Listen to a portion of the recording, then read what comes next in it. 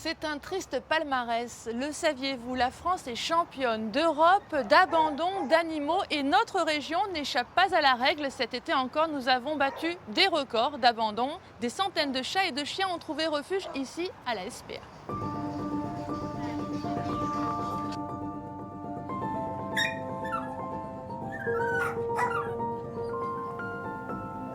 Ils sont près d'1 millier à attendre de trouver une place, une famille, un foyer. Rien n'y fait, les abandons sont d'année en année toujours plus nombreux. On est quasiment plein après un été qui a été très douloureux pour nous. Il faut savoir que beaucoup de monde sont partis en vacances, mais beaucoup de monde aussi a abandonné leurs animaux. Que ce soit chats, chiens, lapins, cochons d'Inde, on a vu de tout passer cet été. Ça a commencé, la première vague a commencé en avril, et après successivement, ça a été mai, ça a été juillet, ça a été août. Donc là, on tire un peu la langue. Dans cet enclos, les seniors du refuge, des chiens qui ont jusqu'à 13-14 ans, abandonnés eux aussi. Tu sais, nous à la SPA de Marseille, on ne comprend pas quand tu peux avoir un chien pendant 10 ans et qu'un matin tu te réveilles et tu te dises « je viens l'abandonner ». Ça, on ne comprend pas. La personne vient nous déposer un chien comme s'il n'avait jamais connu, alors qu'il a passé 10 ans avec lui côte à côte sur le canapé, et le chien se retrouve ici. Donc il mérite d'avoir une deuxième vie, mais une deuxième belle vie, avec quelqu'un qui va les aimer, avec des enfants, avec... Alors ? L'abandon, c'est déjà un traumatisme en soi pour l'animal, mais quand les chiens, les chats arrivent au refuge, eh bien ces petits pensionnaires sont pris en charge, on se refait une santé, on se refait même une beauté. Vous allez comprendre, direction le salon de toilettage.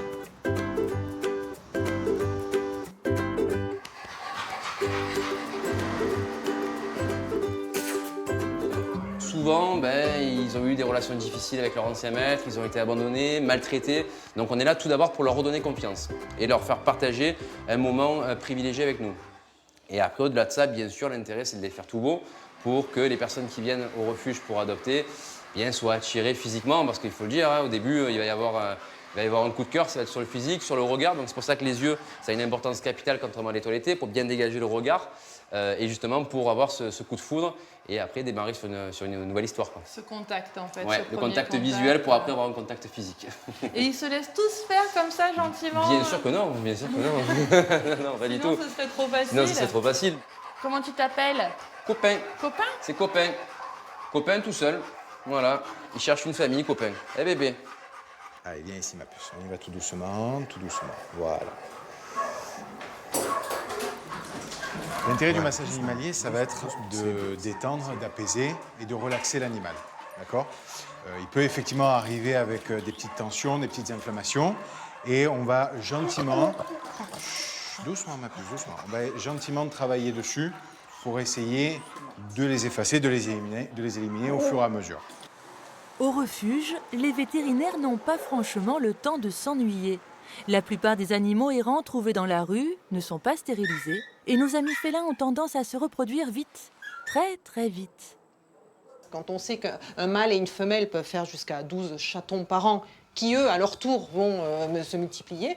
Donc on arrive effectivement très rapidement, au bout de 4 ans, à 20 000 chats, alors qu'initialement on avait juste un couple. Donc ça pullule extrêmement vite. Tous les chats qui ressortent de chez nous sont tous stérilisés, testés, vaccinés, vermifugés, déparasités. Voilà. Et ensuite, on donne le relais aux adoptants. Mais que serait la SPA sans ces bénévoles, des bénévoles qui viennent plusieurs fois par semaine, qui se rendent très utiles, comme Aurélie par exemple. Bonjour. Alors vous vous occupez de la ferme? Oui, tout à fait. Moi, je m'occupe de la ferme, dans le secteur ferme. Donc, on a les chèvres, on a aussi les cochons qui sont à côté, on a quelques poules et quelques coqs. Comment ça se passe? Moi, j'essaye de venir 1 à 2 fois par semaine. Voilà, on se relaie entre bénévoles. Tous les jours, il y a quelqu'un qui vient et qui est présent sur la ferme pour faire donc le nettoyage, pour faire les câlins, leur redonner à boire, leur donner à manger, voilà. Toi, tu as l'air content, hein? Ouais. C'est un gratteur de câlins. De câlins et des bisous.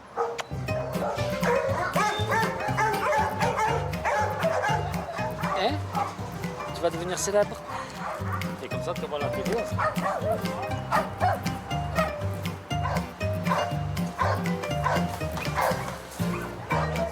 Les chiens le reconnaissent. Quand Simon apparaît, c'est qu'il est bientôt l'heure de se dégourdir les pattes. Quitter le box, chacun son tour pour une petite récréation. Sans bénévole, pas de balade, pas de jeu, pas de bain. Et Ça veut dire, Simon, que vous connaissez le caractère de tous ces chiens? Ben, à force de les sortir, oui, un peu. On commence à les apprendre, puis par les anciens qui nous disent attention, celui-là il a ça, celui-là il n'aime pas les chats, celui-là attention de ne pas le mettre à côté d'autres chiens parce qu'après on apprend et on commence à les connaître tous. Chaque chien a sa spécificité et on s'adapte et ils sont contents et nous on est contents qu'ils soient contents. De leur apporter du bonheur. Exactement, ils nous le rendent. Merci Simon. Voilà. Bien sûr, à la SPA, chaque adoption est une victoire. Même si c'est parfois difficile de dire adieu à l'animal que l'on a recueilli, soigné, aimé.